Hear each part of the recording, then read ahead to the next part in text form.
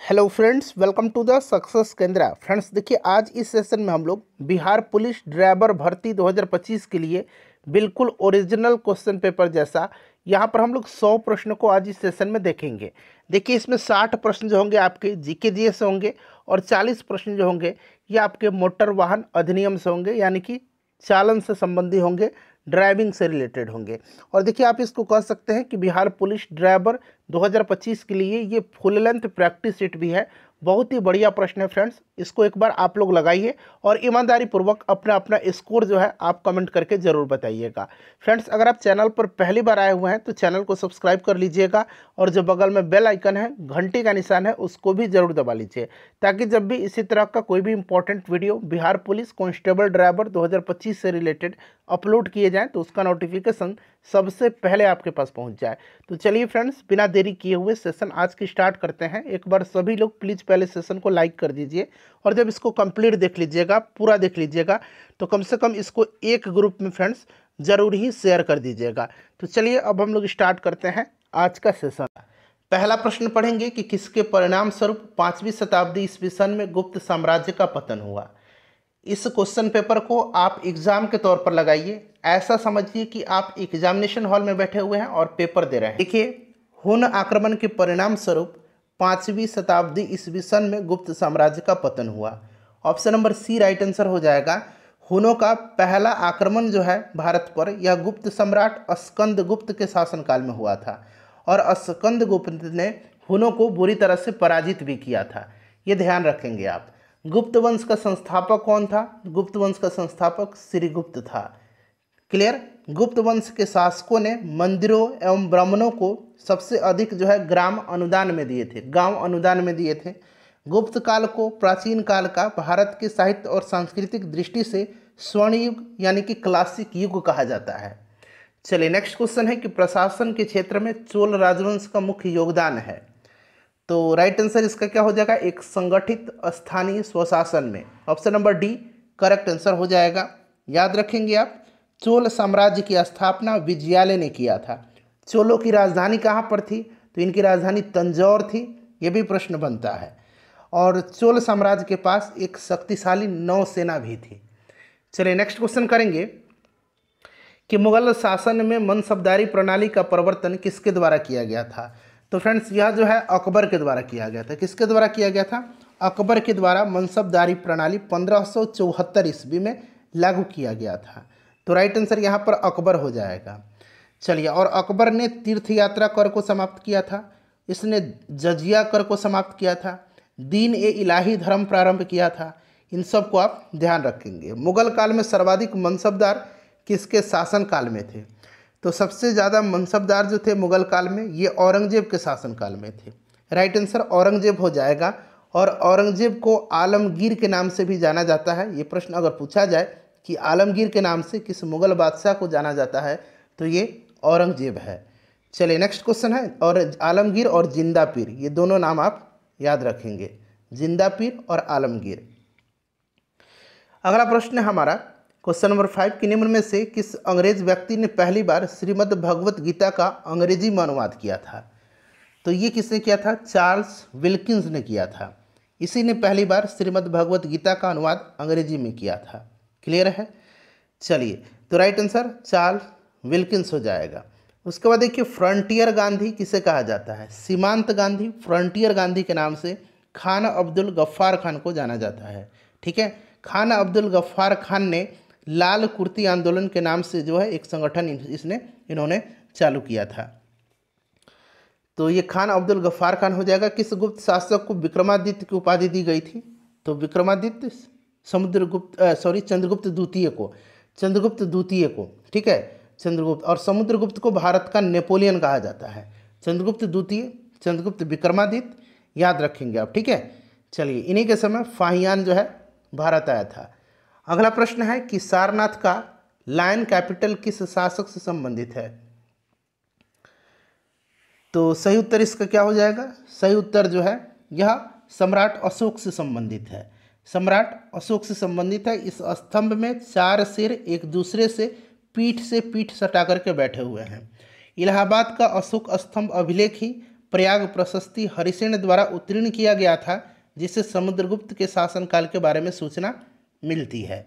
तो right answer इसका क्या हो जाएगा? अशोक हो जाएगा। 1906 ईस्वी में कांग्रेस के वार्षिक अधिवेशन की अध्यक्षता किसने किया था? 1906 में जो है यह जो अधिवेशन हुआ था ये कहाँ पर हुआ था? तो ये कलकत्ता में हुआ था। इसकी अध्यक्षता दादा भाई नौरोजी ने किया था। नेक्स्ट क्वेश्चन कर लेंगे कि एलिफेंटा में चट्टान काटकर बनाए गए प्रसिद्ध मंदिर निम्न में से संबंधित है? तो यह संबंधित है किस वंश से? तो राष्ट्रकूट शासक से संबंधित है। तो राष्ट्रकूट इसका करेक्ट आंसर हो जाएगा। और इसका निर्माण जो है किसने करवाया था? तो इसका निर्माण जो है राष्ट्रकूट शासक जो है कृष्ण प्रथम ने करवाया था। इसको भी आप ध्यान रखेंगे, ठीक है। चलिए उसके बाद नेक्स्ट क्वेश्चन कर लेंगे कि प्रायद्वीप भूमि का एक फैलाव होता है जो लगभग पूरी तरह से घिरा होता है। तो यह पूरी तरह से जो है लगभग जल से पूरी तरह से घिरा होता है। तो राइट आंसर इसका हो जाएगा जल से। अगला प्रश्न है कि दक्षिणी ध्रुव पर पहुंचने वाला प्रथम व्यक्ति कौन था? अच्छा, उत्तरी ध्रुव पर पहुंचने वाला प्रथम व्यक्ति रॉबर्ट पियरी था, और दक्षिणी ध्रुव पूछा गया है तो एमंडसन था, ठीक है। Option number B correct answer इसका हो जाएगा। पूरे विश्व का चक्कर लगाने वाला प्रथम व्यक्ति मैगलन था। ये भी पूछा जाएगा प्रश्न, तो आपको याद रखना है। चलिए, अमेरिका की खोज कोलंबस ने किया था, और भारत के लिए समुद्री मार्ग की खोज वास्को डिगामा ने 1498 में किया था। ऑस्ट्रेलिया की खोज जेम्स कुक ने किया था। तो ये 3 पॉइंट्स आप ध्यान रखेंगे। Australia James cook, America Columbus, Bharat के लिए समुद्री मार्ग की खोज वास्को डिगामा ने किया था। निम्नलिखित में से किस देश में यूफ्रेटस और टिग्रिस नदियाँ बहती है? तो टिग्रिस जो है ये इराक की नदी है। तो इससे आप पकड़ सकते हैं कि यूफ्रेटस और टिग्रिस नदी कहाँ की है? तो ये इराक की है। Option number D correct answer हो जाएगा। नील नदी का उद्गम कहाँ से होता है? विक्टोरिया झील से होता है। यूरोप महाद्वीप की सबसे लंबी नदी कौन सी है? वोल्गा है। अफ्रीका की सबसे लंबी नदी नील नदी है। दक्षिणी अमेरिका की अमेजन है। तो ये सब आप ध्यान रखेंगे। एशिया की सबसे लंबी नदी यांगत्सी नदी है। चलिए उसके बाद अगला प्रश्न है कि स्वेज नहर के खुलते ही खालिस्तान है और फिर खालिस्तान के बीच समुद्री यात्रा का मार्ग छोटा हो गया। तो ये खुलते ही लंदन और चेन्नई के बीच का समुद्री यात्रा छोटा हो, एशिया और यूरोप के बीच का जो मार्ग है वो छोटा हो गया। तो राइट आंसर यहाँ से क्या हो जाएगा? Option number D. चलिए, फॉरेस्ट रिसर्च सेंटर का मुख्यालय कहाँ पर है? फॉरेस्ट रिसर्च सेंटर जो है ये देहरादून पर है, देहरादून में है। देहरादून इसका राइट आंसर हो जाएगा। ऑप्शन नंबर यहाँ पर डी में दिया गया है, ठीक है। चलिए आगे बढ़ेंगे। नेक्स्ट, अच्छा, केंद्रीय आलू अनुसंधान संस्थान कहाँ पर है? तो शिमला में है। इसको आप जरूर ध्यान रखेंगे। केंद्रीय आलू अनुसंधान संस्थान। सेंट्रल जूट तकनीक अनुसंधान संस्थान कोलकाता में है। भारतीय पेट्रोलियम अनुसंधान संस्थान भी देहरादून में ही है, ध्यान रखेंगे आप। भारतीय सर्वेक्षण संस्थान देहरादून में है। फॉरेस्ट रिसर्च सेंटर देहरादून में है। चलिए, सिंह, जिराफ, बाइसन जैसे जानवर कहाँ पाए जाते हैं? तो ये जानवर जो हैं ये पाए जाते हैं पर्णपाती वन में। कहाँ पर? पर्णपाती वन में पाए जाते हैं। तो फ्रेंड्स देखिए, आज हम बात करने वाले हैं Bihar police constable driver exam 2025 की बेस्ट बुक के बारे में, जो कि चक्षु पब्लिकेशन का है। फ्रेंड्स बहुत ही बढ़िया बुक है, बिल्कुल टू द पॉइंट इसमें सारे कंटेंट दिए गए हैं। और देखिए, अगर आप कम समय में Bihar police constable driver exam 2025 crack करना चाहते हैं तो आप ज़रूर ही इस बुक को परचेज कर लीजिए। देखिए फ्रेंड्स, इस बुक की खास बात क्या है तो यहाँ पर मैं आपको बता देता हूँ। यहाँ पर आप देख सकते हैं विषय सूची में जो है यहाँ पर ट्रेड थ्योरी, और जैसे आप जानते हैं कि आपका एग्जाम जो होगा 100 प्रश्न पूछे जाएंगे उसमें, और 100 प्रश्न में से 60 प्रश्न जो होगा ये जीके जीएस से होंगे, और 40 प्रश्न जो होंगे ये मोटर वाहन से रिलेटेड होंगे। तो यहाँ पर आप देख सकते हैं मोटर वाहन से रिलेटेड जो ट्रेड थ्योरी है उसमें देखिए ऑटोमोबाइल का परिचय एवं इतिहास, सुरक्षा एवं सावधानियाँ, चलते वाहन की खराबियां एवं आकस्मिक मरम्मत, मोटर वाहन अधिनियम एवं यातायात संकेत और सड़क के नियम, ये आपका थ्योरी पोर्शन है और बहुत ही बढ़िया तरीके से इस बुक में दिया गया है। साथ ही साथ इस बुक में आपको 25 जो है प्रैक्टिस सेट भी मिल जाते हैं, यहाँ पर आप देख सकते हैं। तो फ्रेंड्स आप इस बुक को परचेज कर लीजिए। यहाँ पर आप देख सकते हैं पूरा जो है यहाँ पर थ्योरी दिया गया है, ठीक है ना। जितना भी आपका ट्रेड रिलेटेड थ्योरी है पूरा इस बुक में आपको देखने को मिल जाएगा। तो यहाँ पर फ्रेंड्स आप नीचे आएंगे तो आप देखेंगे कि प्रैक्टिस सेट जो है पूरा डिटेल में यहाँ पर दिया गया, आप देख सकते हैं, ठीक है ना। यहाँ पर प्रैक्टिस सेट दिया गया है और यहाँ पर आप आंसर जब देखेंगे, जब इसका एक्सप्लेनेशन आप देखेंगे तो आप देखेंगे कि पूरा यहाँ पर डिटेल में दिया गया है। तो फ्रेंड्स देखिए, इस बुक को आप परचेज कर लीजिए और कम समय में आप बेहतरीन तैयारी कर सकते हैं इस बुक के माध्यम से। अगला प्रश्न है कि इनमें से कौन सा सही नहीं है। देखिए, गेहूँ जो है ये रबी फसल है, बिल्कुल गेहूँ जो है यह रबी फसल है, ठीक है, इसमें कोई आपको डाउट नहीं होना चाहिए। गेहूँ जो है यह रबी फसल है, ठीक है। उसके बाद देखिए, चना खरीफ फसल है, बताइए। चना जो है यह खरीफ फसल है, नहीं, चना जो है रबी फसल है, तो ये गलत हो जाएगा। चावल खरीफ फसल है, जौ जो है रबी फसल है, बिल्कुल यह रबी फसल है। सुमेलित नहीं, ऑप्शन नंबर बी। निम्नलिखित में से कौन सी कृषि विद्या इको फ्रेंडली है।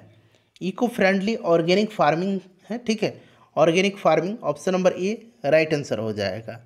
चलिए, और जो झूम खेती होती है, जिसको कि हम लोग शिफ्टिंग कल्टीवेशन कहते हैं, स्थानांतरित कृषि, वो हानिकारक होती है पर्यावरण के लिए, क्योंकि इस प्रकार की खेती में जंगल को जला करके साफ किया जाता है और फिर वहाँ खेती की जाती है, फिर कुछ दिन के बाद दूसरे जगह ये लोग शिफ्ट हो जाते हैं। तो इसीलिए जो है झूम खेती यानी कि शिफ्टिंग कल्टीवेशन यह हानिकारक होती है। उसके बाद देखिएगा कि प्राकृतिक कारणों से चट्टानों का टूटना, तो यह विखरना विकल्प से यहाँ पर देखिएगा राइट आंसर इसका यहाँ पर ऑप्शन नंबर डी हो जाएगा। इनमें से कोई नहीं है। प्राकृतिक अभिकर्ता जैसे कि जल, वायु, पवन आदि के द्वारा मिट्टी के ऊपरी आवरण के क्रमिक कटाव तथा स्थानांतरण को मृदा अपरदन कहा जाता है। और यहाँ पर जो है प्राकृतिक कारणों से चट्टानों का टूटना, ये क्या है, विखरना है, जो कि विकल्प में नहीं है। निम्न में से कौन कार्बोहाइड्रेट नहीं देता है। तो इसमें से कार्बोहाइड्रेट किस में नहीं है, तो पालक में कार्बोहाइड्रेट नहीं है, ठीक है। पालक आयरन का प्रमुख स्रोत होता है। उसके बाद देखिए, निम्नलिखित में से कौन सा आंध्र प्रदेश का एक शास्त्रीय नृत्य है। तो आंध्र प्रदेश का जो है वो आपको पता है कि कुचिपुड़ी है, कुचिपुड़ी राइट आंसर हो जाएगा, ठीक है। याद रखेंगे, भारतनाट्यम तमिलनाडु, कथकली केरल, कथक अगर पूछेगा तो उत्तर भारत, ठीक है, ओडिसी उड़ीसा। उसके बाद अगर हम बात करें सतरिया, अगर पूछा जाए कहाँ का है, तो सतरिया असम का है। यहाँ मैं लिखता हूँ सतरिया, अगर पूछेगा तो ये असम का डांस है। चलिए, उसके बाद देखिएगा कि अनोखी वनस्पति और जीव जंतुओं का घर के रूप में प्रसिद्ध विश्व की सबसे बड़ी नदी योजना अमेजन निम्नलिखित में से किस देश में अवस्थित है। तो अमेजन जो है ये कहाँ पर है, तो फ्रेंड्स यह जो है ब्राज़ील में है। अमेजन ब्राज़ील में है और अमेजन दुनिया की दूसरी सबसे बड़ी नदी है। सबसे बड़ी नदी नील नदी है, तो राइट आंसर इसका हो जाएगा ब्राज़ील। नाटो का मुख्यालय कहाँ पर है। नाटो चर्चा में रहा है अभी, जो यूक्रेन और रसिया का वार था उसको लेकर के। नाटो इसका हेडक्वार्टर जो है ये पूछा गया है, तो ये ब्रुसेल्स में है। स्थापना 1949 में हुई थी, ठीक है।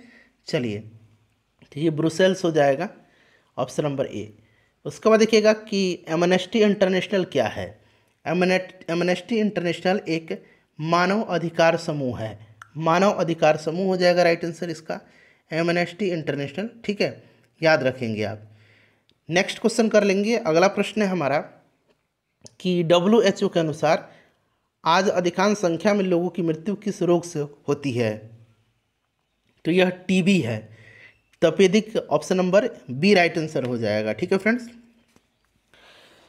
और भारत सरकार 2025 तक टीबी रोग उन्मूलन का लक्ष्य निर्धारित किया है। WHO की बात करें तो इसका हेडक्वार्टर कहाँ पर है, तो जेनेवा में है, स्विट्जरलैंड के, ध्यान रखेंगे। चलिए, अगला प्रश्न है कि ऑर्किड भारत का कौन कौन से भाग में उगाई जाती है। ऑर्किड जो है ठंडे और घाटी क्षेत्र वाले भाग में उगाई जाती है, तो ठंडे और घाटी क्षेत्र राइट आंसर हो जाएगा। सत्यजीत राय फिल्म से उसी प्रकार संबंधित है जिस प्रकार से पिकासो संबंधित है, बताइए। तो पिकासो जो है ये एक पेंटर हैं, चित्रकारी से संबंधित हैं, तो ये चित्रकारी हो जाएगा। धारावाहक तार कैसा होता है। धारावाहक तार जो होता है ये न्यूट्रल होता है, ठीक है, धारावाहक तार न्यूट्रल होता है, तो यह न्यूट्रल हो जाएगा। उसके बाद देखिएगा कि विश्व जल दिवस कब मनाया जाता है। तो जल दिवस 22 मार्च के दिन मनाया जाता है, इम्पॉर्टेंट है, याद रखेंगे, क्लियर। चलिए, नेक्स्ट क्वेश्चन कर लेंगे कि योग दर्शन किससे संबंधित है। योग दर्शन जो है इसके प्रतिपादक पतंजलि हैं, पतंजलि राइट आंसर हो जाएगा। यहाँ पर देखिए पतंजलि दिया गया है। अगला प्रश्न है हमारा, और न्याय दर्शन का गौतम होगा, ठीक है, न्याय दर्शन अगर पूछेगा तो गौतम हो जाएगा। निम्न में से किस स्थान पर बायोगैस प्लांट कार्यरत है। तो बायोगैस प्लांट जो है यहाँ पर कोयम्बटूर में है, उदयपुर में है, पूसा में है। तो इसमें से ऑप्शन नंबर डी इनमें से सभी हो जाएगा। उसके बाद देखिए, कृषि पर अधिक जनसंख्या की निर्भरता किस प्रकार की अर्थव्यवस्था के लक्षण है? तो यह अर्थव्यवस्था है मिश्रित अर्थव्यवस्था का, मिश्रित अर्थव्यवस्था हो जाएगा। उसके बाद देखिए, गिफिन वस्तुओं की श्रेणी में आते हैं, तो घटिया वस्तुओं की श्रेणी में आते हैं। घटिया राइट आंसर हो जाएगा, घटिया माल। अगला प्रश्न कि निम्नलिखित में से क्या द्वितीयक संचय यूनिट नहीं है? द्वितीय संचय यूनिट नहीं है इसमें से, तो यह रैम हो जाएगा, रैम। ठीक है, रैंडम एक्सेस मेमोरी, रैम हो जाएगा। नेक्स्ट क्वेश्चन है हमारा कि सरदार वल्लभ भाई इंस्टीट्यूट ऑफ टेक्सटाइल मैनेजमेंट की स्थापना कहाँ पर की गई है? तो इसकी स्थापना की गई है कोयम्बटूर में, कोयम्बटूर इसका राइट आंसर हो जाएगा। ठीक है, केंद्रीय नारियल अनुसंधान संस्थान कहाँ पर है? तो कासरगोड में है, कासरगोड, केंद्रीय नारियल अनुसंधान संस्थान कासरगोड में है। इसको आप जरूर ध्यान रखेंगे। चलिए, नेक्स्ट क्वेश्चन है हमारा कि संघ लोक सेवा आयोग के सदस्य अपना इस्तीफा किसे सौंपते हैं? तो यह राष्ट्रपति को सौंपते हैं। किसको? राष्ट्रपति को सौंपते हैं। उसके बाद देखिए, महिलाओं के लिए राज्य में पारित आरक्षण विधेयक जिसमें 33% आरक्षण का प्रावधान किया गया है, इसका संबंध किससे है? इम्पॉर्टेंट है, इसका संबंध जो है किससे है फ्रेंड्स, बताइए। तो संसद हो जाएगा राइट आंसर। ठीक है, पहली बार महिला आरक्षण बिल 1996 में जो है पेश किया गया था। नेक्स्ट क्वेश्चन है हमारा कि ब्रिटिश संसद के लिए चुनाव जीतने वाले प्रथम भारतीय कौन थे? तो इनका नाम है दादा भाई नौरोजी, दादा भाई नौरोजी करेक्ट आंसर हो जाएगा। निर्णायक मत है, निर्णायक मत पूछा गया है। तो क्या होता है, जब वोट टाई हो जाता है ना, उस समय निर्णायक मत होता है। और लोकसभा में आप देखते हैं जब निर्णायक मत होता है तो लोकसभा के स्पीकर जो को वोट करना होता है। तो ये आपका हो जाएगा जब दोनों पक्ष सहबद्ध टाइड हो तो निर्णायक मत होता है, ऑप्शन नंबर डी। चलिए, उसके बाद देखिएगा कि राज्य का समूचा प्रशासन किसके नाम से चलाया जाता है? तो ये राज्यपाल के नाम से चलाया जाता है। राज्यपाल जो होता है राज्य का कार्यकारी प्रमुख, संवैधानिक मुखिया होता है, यह अनुच्छेद 154 में कहा गया है, राज्यपाल होगा। चलिए, उसके बाद नेक्स्ट क्वेश्चन है हमारा कि मानव शरीर में सबसे प्रचुर मात्रा में पाया जाने वाला तत्व, कल ही मैंने आपको ये कराया हुआ था, ये ऑक्सीजन है। ऑक्सीजन करेक्ट आंसर हो जाएगा। ऊनी कपड़े सूती कपड़ों की अपेक्षा गर्म होते हैं क्योंकि वे, बताइए, क्योंकि वे ताप के अच्छे रोधक होते हैं, ताप के अच्छे रोधक होते हैं। देखिए, अच्छे अवशोषक, अच्छे उत्सर्जक भी होते हैं। काली त्वचा वाला मनुष्य गोरी त्वचा वाले मनुष्य की तुलना में अधिक गर्मी और अधिक सर्दी का अनुभव करता है। तो ये आपका राइट आंसर क्या हो जाएगा, ऑप्शन नंबर बी, ताप के अच्छे रोधक होते हैं। उसके बाद देखिएगा कि दो समानांतर दर्पणों के बीच कितने प्रतिबिंब देखे जा सकते हैं? समानांतर है दोनों, तो यह आपका अनंत हो जाएगा। आप एक बार देख करके देखिएगा कभी ये एक्सपेरिमेंट, अनंत होगा, अनंत प्रतिबिंब बनेगा। ठीक है, समानांतर दर्पण के बीच क्या होगा, एंगल जो होता है वो 0 डिग्री का हो जाता है। और प्रतिबिंब की संख्या आपको पता है क्या होता है, बताइए, 360 हो जाएगा। और जो एंगल है वो थीटा, तो यहाँ 360 और 0 करेंगे तो ये कितना हो जाएगा, इन्फिनिटी हो जाएगा। चलिए, उसके बाद नेक्स्ट क्वेश्चन है हमारा, एक मिनट, हाँ चलिए, कि जब किसी उदासीन धातु के गोले को धनात्मक रूप से आवेशित कांच की छड़ से संपर्क से आवेशित किया जाता है तो यह गोला क्या करेगा? तो यह गोला जो होगा यह क्या करेगा, इलेक्ट्रॉन त्यागेगा। क्या करेगा, इलेक्ट्रॉन त्याग देगा। तो यानी कि इलेक्ट्रॉन गंवाएगा, option number A correct answer इसका हो जाएगा। चलो, उसके बाद देखिएगा कि रात्रि को आकाश में कौन सा लाल दिखता है, कौन सा ग्रह जो है यह लाल दिखता है? तो यह ग्रह जो है इसका नाम है मंगल ग्रह, मंगल राइट आंसर हो जाएगा, लाल ग्रह है। ठीक है, चलिए, अगला प्रश्न है हमारा कि सूर्य की किरण में कितने रंग होते हैं? तो सूर्य की किरण में 7 रंग होते हैं। 7 रंगों में सबसे ज़्यादा तरंगदैर्घ्य लाल का होता है, सबसे कम तरंगदैर्घ्य बैगनी का होता है। चलिए, उसके बाद नेक्स्ट क्वेश्चन कर लेंगे, 7 हो जाएगा इसका राइट आंसर। उसके बाद देखिएगा कि 2 वेक्टर जिनका मान अलग अलग है, दो वेक्टर हैं उनका मान अलग अलग है, ये आपसे पूछा गया। जिनका मान अलग अलग है उनका परिणामी शून्य नहीं हो सकता है। ठीक है, तो यह आपका उनका परिणामी शून्य नहीं हो सकता है। ऑप्शन नंबर यहाँ पर देखिए सी राइट आंसर हो जाएगा। चलिए, सदिश राशियों का परिणाम न्यूनतम होता है जब थीटा 180 डिग्री हो, अर्थात सदिश प्रति समानांतर हो, और इनका परिणाम अधिकतम होगा जब थीटा 0 हो। ठीक है। चलिए, उसके बाद नेक्स्ट क्वेश्चन है, किसी गैस की निश्चित द्रव्यमान का 273 डिग्री परम ताप पर आयतन 25 किलोमीटर है। यदि दाब स्थिर रखा जाए तो परम ताप पर उसी गैस के द्रव्यमान का आयतन क्या होगा? तो बताइए। तो देखिए, राइट आंसर इसका जो हो जाएगा वो 50 जो है मिली हो जाएगा। अगला प्रश्न कर लेंगे। नेक्स्ट क्वेश्चन है हमारा कि प्राकृतिक गैस के बारे में निम्नलिखित में से कौन सा कथन असत्य है?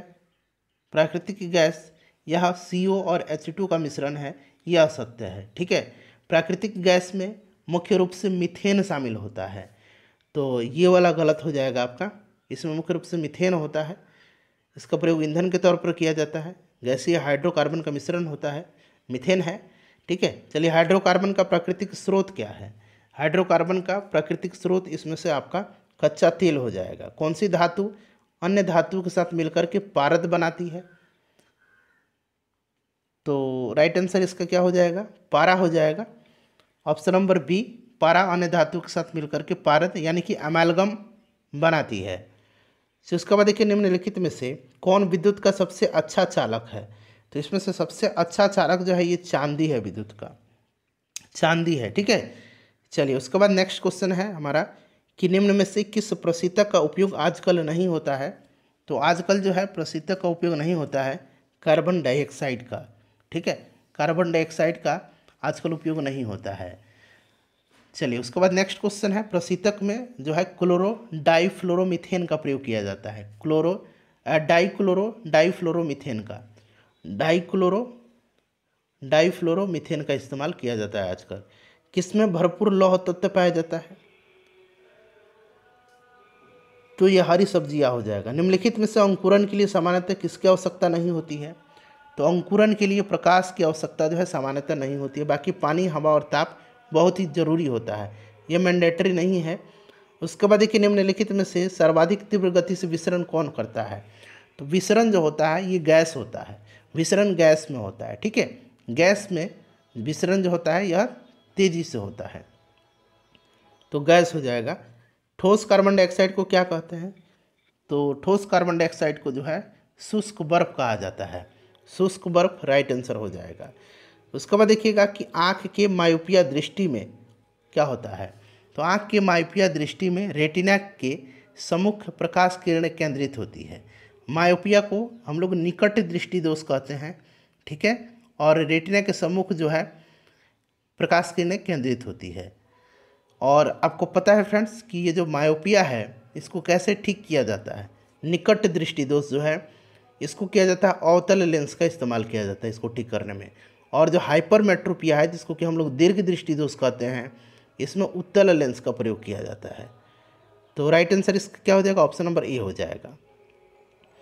सामान्यतः निम्नलिखित में से, यहाँ आप देखिए, सामान्यतः निम्नलिखित को छोड़कर समस्त पौधों को संक्रमित करता है। तो ये संक्रमित कर देगा तनाग्र। ठीक है। तनाग्र जो है यह जो है संक्रमित करता है। उसके बाद नेक्स्ट क्वेश्चन है हमारा कि इंसुलिन स्रावित होता है। इंसुलिन जो है ये कहाँ से स्रावित होता है? इसका आंसर आप कमेंट करके बताएं। अब देखिए फ्रेंड्स, यहाँ से क्वेश्चन नंबर 61 से जो है ये आपका ड्राइविंग से संबंधित प्रश्न स्टार्ट हो रहा है। चलिए देखिए, मोटर वाहन अधिनियम 2019 के अनुसार बिना बीमा वाहन चलाने पर कितना जुर्माना है? बताइए राइट आंसर क्या हो जाएगा? तो देखिए, मोटर वाहन अधिनियम 2019 के अनुसार वाहन का बीमा अनिवार्य है। अगर आप बीमा के बिना वाहन चलाते हैं तो यह एक तरह का कानूनी अपराध होता है और पहली बार पकड़े जाने पर 2000 रुपये का जुर्माना या 3 महीने का कैद का भी प्रावधान है। और इस तरह का अगर बार बार आप उल्लंघन करते हैं तो 4000 रुपये तक का भी जुर्माना हो सकता है। तो यहाँ पर ऑप्शन नंबर बी हो जाएगा 2000 रुपया। ठीक है।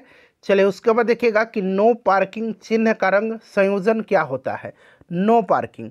अच्छा, नो पार्किंग एक अनिवार्य सूचना चिन्ह होता है।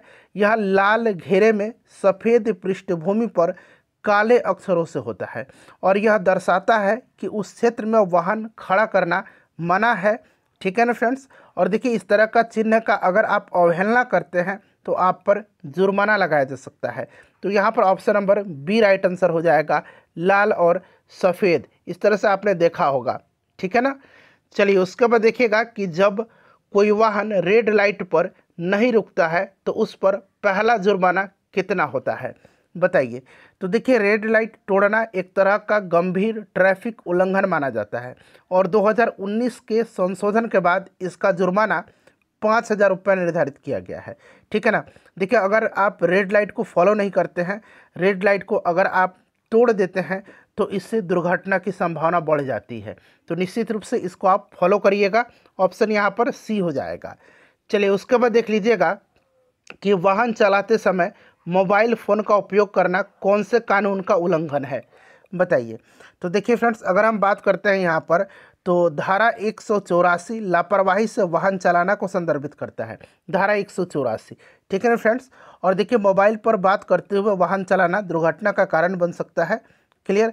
तो इसको आप ध्यान रखिएगा। चलिए उसके बाद देखिएगा कि यू टर्न, यहाँ पर ध्यान दीजिए, यू टर्न प्रतिबंधित चिन्ह किस श्रेणी का होता है, बताइए। तो देखिए यू टर्न प्रतिबंधित चिन्ह लाल घेरे में तिरछी रेखा जो होती है उससे दर्शाया जाता है और यह दर्शाता है कि उस स्थान पर यू टर्न लेना निषिद्ध है। ठीक है फ्रेंड्स। तो यहाँ पर राइट आंसर आपका ऑप्शन नंबर सी हो जाएगा। ठीक है ना। किस श्रेणी में आता है, तो प्रतिबंधात्मक चिन्ह। ठीक है। चलिए इस तरह का यू टर्न आपने देखा होगा चिन्ह होता है। चलिए उसके बाद अगला प्रश्न कर लेंगे। देखिए मोटर वाहन अधिनियम के अंतर्गत हिट एंड रन केस में मृतक के परिजनों को कितनी राशि दी जाती है, बताइए। तो फ्रेंड्स ये दिया जाता है आपका यहाँ पर ऑप्शन सी हो जाएगा 2 लाख। ठीक है ना। 2 लाख रुपया की सहायता दी जाती है और यह राशि मोटर वाहन दुर्घटना राहत कोष से दी जाती है। चलिए उसके बाद देखिएगा कि स्कूल अहेड ट्रैफिक संकेत किस श्रेणी में आता है। लिखा होता है ना, कहीं कहीं आप देखेंगे कि सावधान बच्चे हैं या फिर आपको एक कहीं पर बोर्ड मिल जाता है रोड के साइड में कि आगे स्कूल है। तो स्कूल अहेड ट्रैफिक संकेत किस श्रेणी में आता है, तो फ्रेंड्स ध्यान दीजिएगा ये जो आता है आपका चेतावनी संकेत में आता है। ठीक है ना। इसको आप ध्यान रखिएगा। चलिए उसके बाद देखिएगा कि यदि ड्राइविंग लाइसेंस रद्द किया गया है और फिर भी वाहन चलाया गया है तो सज़ा क्या है।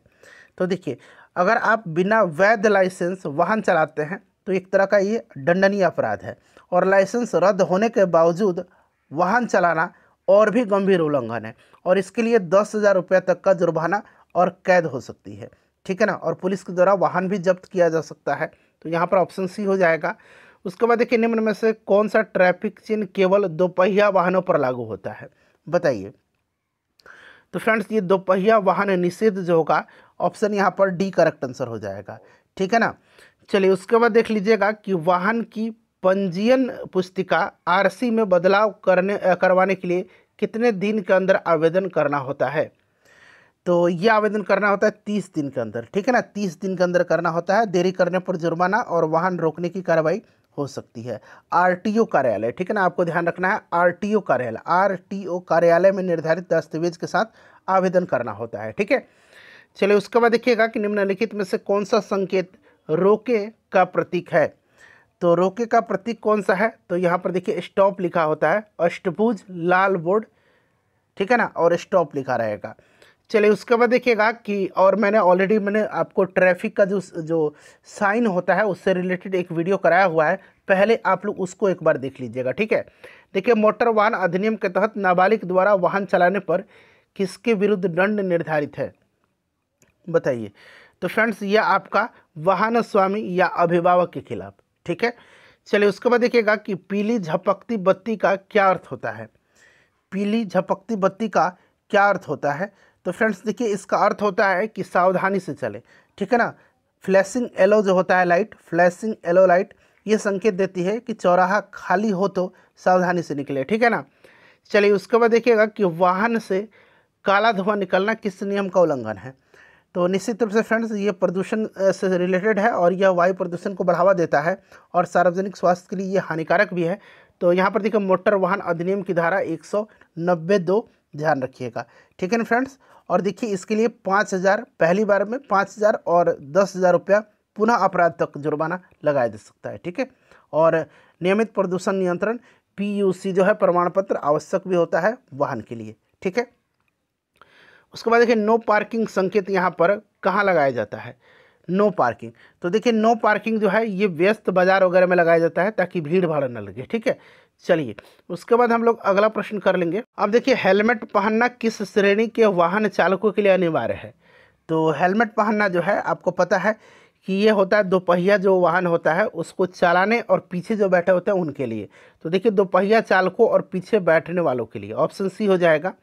उसके बाद देखिए संकेत जो ओवरटेक ना करे, ठीक है ना, ओवरटेक ना करे, एक आदेश देता है, कैसा होता है। तो देखिए एक लाल और एक काली कार मतलब इस संकेत में क्या होता है, एक कार जो होती है लाल होती है एक कार, और एक काली रंग की कार होती है जो ओवरटेकिंग निषेध को दर्शाता है। ठीक है ना, तो यहाँ पर ऑप्शन सी हो जाएगा। उसके बाद देखिए PUC प्रमाण पत्र वैधता कितने समय की होती है 2025 के अनुसार, बताइएगा। तो फ्रेंड्स ये होती है 1 साल के लिए। ठीक है ना, 1 साल के लिए होती है। इसके बाद हर 6 महीने पर यह अनिवार्य है PUC केंद्र से वाहन का धुआं स्तर जांच करके यह प्रमाण पत्र जारी किया जाता है। ठीक है, अच्छा हॉर्न प्रोहिबिटेड क्षेत्र में हॉर्न बजाने पर दंड क्या है, कहीं कहीं लिखा हुआ रहता है कि मतलब हॉर्न वहाँ पर नहीं बजाया जाता है, मना होता है हॉर्न बजाना, तो वहीं लिखा गया हॉर्न प्रोहिबिटेड क्षेत्र में हॉर्न बजाने पर दंड क्या है।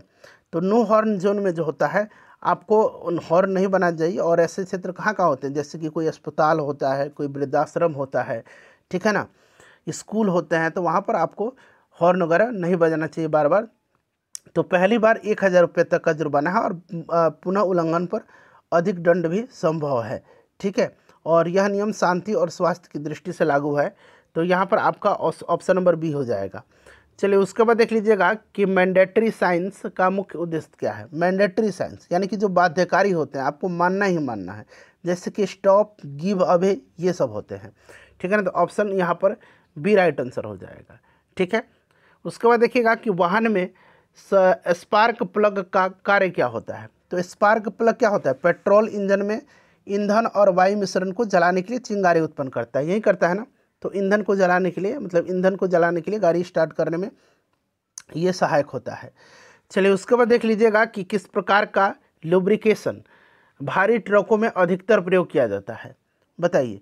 तो देखिए हम लोग ग्रीस वगैरह लगाते हैं लुब्रिकेंट के रूप में, तो भारी ट्रक में देखिए पुर्जों में ग्रीस का उपयोग करके उच्च भार सहने के लिए किया जाता है, और यहाँ पर देखिए ऑप्शन नंबर बी हो जाएगा, ग्रेज। उसके बाद देखिए कौन सा यंत्र बैटरी की चार्जिंग को नियंत्रित करता है। तो फ्रेंड्स ये अल्टरनेटर है। उसके बाद देखिएगा कि अधिकतर आधुनिक कारों में किस प्रकार का सस्पेंशन सिस्टम होता है। तो देखिएगा जो आपका अधिकतर जो आधुनिक कार हैं उसमें किस तरह का होता है, तो फ्रेंड्स मैकफर्सन स्टार्ट होता है। ठीक है, उसके बाद देखिए रेडिएटर कैप का क्या कार्य होता है। तो रेडिएटर कैप दबाव नियंत्रक का काम करता है। ठीक है ना, तो ये दबाव नियंत्रक का कार्य करता है, तो दबाव को नियंत्रित करने में। चलिए उसके बाद देख लीजिएगा कि यदि वाहन स्टार्ट नहीं हो रहा है और बैटरी सही है तो समस्या संभवतः किस में हो सकती है। तो अगर देखिएगा इसमें समस्या हो सकती है स्टार्ट मोटर में। ठीक है ना, तो यदि यह खराब हो जाता है तो वाहन जो होता है ये स्टार्ट नहीं होता है। तो ऑप्शन यहाँ पर डी हो जाएगा। उसके बाद चलिएगा अगला प्रश्न यहाँ पर देखिएगा, हाँ यहाँ पर है कि वाहन का क्लच यहाँ पर देखिएगा मुख्यतः किस कार्य के लिए होता है, वाहन का क्लच। तो देखिए वाहन का क्लच जो होता है ये मुख्यतः होता है गियर बदलने में सहायक। ठीक है, चलिए उसके बाद देखिए इंजन ऑयल का कार्य क्या होता है। तो इंजन ऑयल जो है ये आपके जो इंजन का जो पार्ट होता है उसको लुब्रिकेट करता है, इससे घर्षण और गर्मी कम होती है और इंजन की लाइफ जो है वो बढ़ती है। ठीक है ना, तो यहाँ पर ऑप्शन नंबर सी हो जाएगा।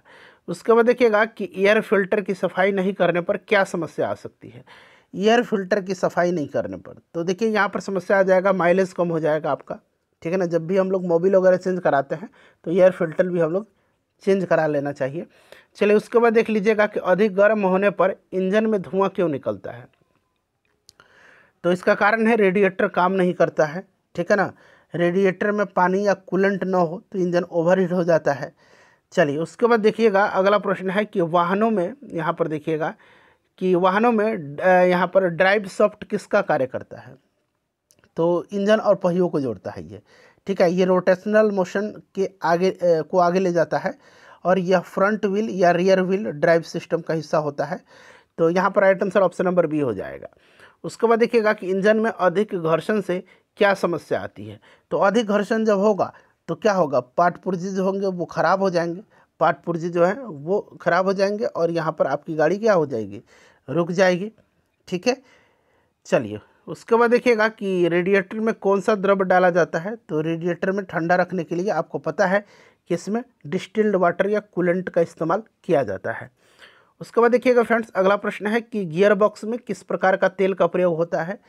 गियर बॉक्स में किस प्रकार के तेल का प्रयोग होता है। तो फ्रेंड्स उसमें जो है गियर ऑयल का उपयोग किया जाता है। ठीक है, उसके बाद देखिएगा कि इंजन में नॉइजी साउंड आने का मुख्य कारण क्या है। तो देखिए इसमें मुख्य कारण जो होता है ना नॉइजी साउंड आने का, ये होता है कि इंजन ऑयल की कमी से पुर्जे में घर्षण बढ़ता है। ठीक है ना, तो इसी से यहाँ पर आवाज़ आता है, तो ऑयल की कमी हो जाएगा। उसके बाद देखिएगा यहाँ पर, हाँ यहाँ पर देखिएगा 96 नंबर है कि कौन सा यंत्र बैटरी की स्थिति को दर्शाता है। तो देखिएगा इसमें बैटरी की स्थिति को कौन सा यंत्र दर्शाएगा, तो वोल्ट मीटर हो जाएगा। ठीक है ना, वोल्ट मीटर, और सामान्यतः 12 से 14 वोल्ट आदर्श होता है। चलिए उसके बाद देखिएगा कि इंजन का अधिक गर्म होना किस प्रणाली की खराबी दर्शाता है। तो इंजन का अधिक गर्म होना कूलिंग सिस्टम की खराबी को दर्शाता है। ठीक है, radiator, water pump, coolant, thermostat ये खराब हो सकते हैं। ठीक है, तो ऑप्शन नंबर बी हो जाएगा।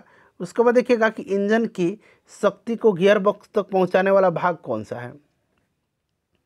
और देखिए जो मैंने आपसे 60 नंबर प्रश्न का आंसर पूछा हुआ है, आप लोग कमेंट करके बता दीजिएगा। ठीक है, तो यहाँ पर देखिए राइट आंसर और स्कोर भी आप लोग बताइएगा। तो यहाँ पर ऑप्शन बी हो जाएगा क्लच। उसके बाद देखिएगा कि वाहन की ब्रेक लाइन में कौन सा द्रव्य होता है। तो देखिए ब्रेक सिस्टम में क्या होता है, हाइड्रोलिक ब्रेक ऑयल का उपयोग किया जाता है, ब्रेक ऑयल का। उसके बाद देखिएगा आखिरी क्वेश्चन है फ्रेंड्स, और देखिए इसका आंसर क्या हो जाएगा कि वाहन के टायर्स में हवा का दबाव कम होने से क्या समस्या होती है। देखिए जब आपका हवा कम होगा ना तो उनका घर्षण और घिसाव बढ़ता है, माइलेज पर भी असर पड़ता है। आप देखते हैं हवा कम है तो गाड़ी माइलेज नहीं देती है, टायर भी तो खराब हो ही जाता है, तो टायर जल्दी घिसते हैं। ठीक है ना, ऑप्शन नंबर यहाँ पर आपका सी हो जाएगा। फ्रेंड्स इसको लाइक कर दीजिएगा और इसको एक ग्रुप में शेयर कर